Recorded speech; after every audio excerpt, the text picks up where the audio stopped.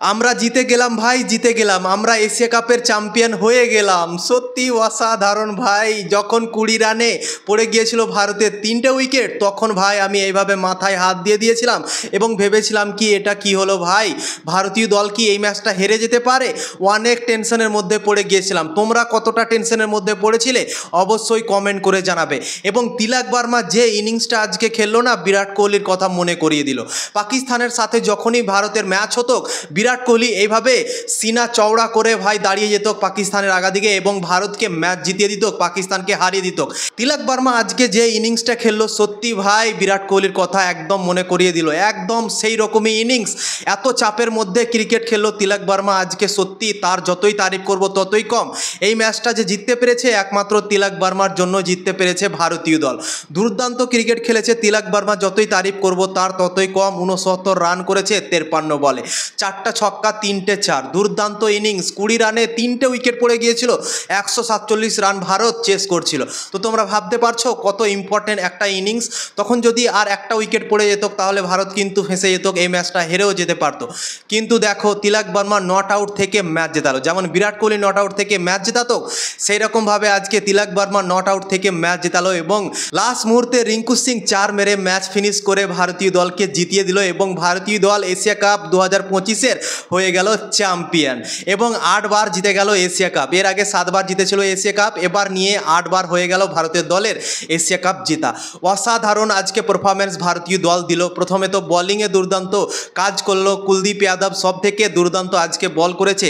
84 রানের opening partnership করে ফেলেছিল পাকিস্তানের দল এবং অসাধারণ লাগছিল তাদেরকে দেখে, কি তারা মনে হয় ভাই আজকে 200 করতে পারে, 180-90 এরকম করতে পারে। কিন্তু তারপর বরুণ চক্রবর্তী ফার্স্ট উইকেট নিল, সাহেবজাদা ফারহানকে আউট করলো। তারপর ভাই কুলদীপ যাদব বলল কি আমি আছি, দিয়ে পুরোপুরিভাবে গেম চেঞ্জ করে দিল। 113 রানে পাকিস্তানের 1 উইকেট ছিল এবং 33 রান করতে গিয়ে তারা 9টা উইকেট হারিয়ে দিল। পুরোপুরিভাবে ক্ল্যাপস হয়ে গেল পাকিস্তানের। ভারতীয় দল অনেক শক্তিশালী হয়ে কামব্যাক করে গেল এই ম্যাচে এবং দুর্দান্ত কামব্যাক। যতই তারিফ করব ভারতীয় বোলারদের ততই কম। কুলদীপ যাদব নিয়েছে 4 wicket, Jasprit Bumrah 2 wicket, Varun Chakravarthy 2 wicket, Axar Patel 2 wicket. তো এই 4টা বোলারই 10 উইকেট বের করেছে পাকিস্তানের এবং অসাধারণ দুর্দান্ত জবরদস্ত বল করেছে আজকে এবং 147 রান টার্গেট পেয়েছিল ভারতীয় দল। ভারতীয় দল 147 রান চেস করতে নেমে সবার নজর ছিল অভিষেক শর্মার উপরে, কেননা অভিষেক শর্মা এই এশিয়া কাপে প্রত্যেকটা ইনিংসের রান করেছে।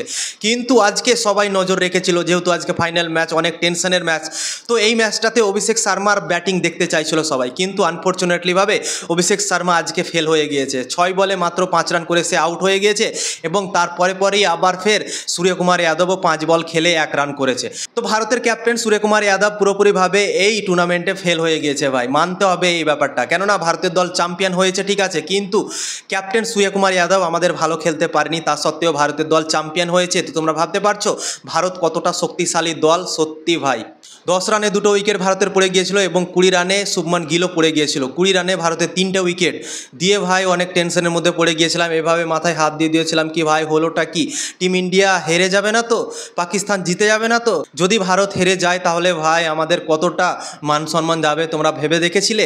কেননা ভারত অনেক শক্তিশালী দল এবং শক্তিশালী দল হয়ে যদি হেরে যেত তাহলে ভাই সত্যি আমাদের অনেক মান সম্মান চলে যেত, কেননা পাকিস্তান খুব একটা ভালো ক্রিকেট খেলছিল না।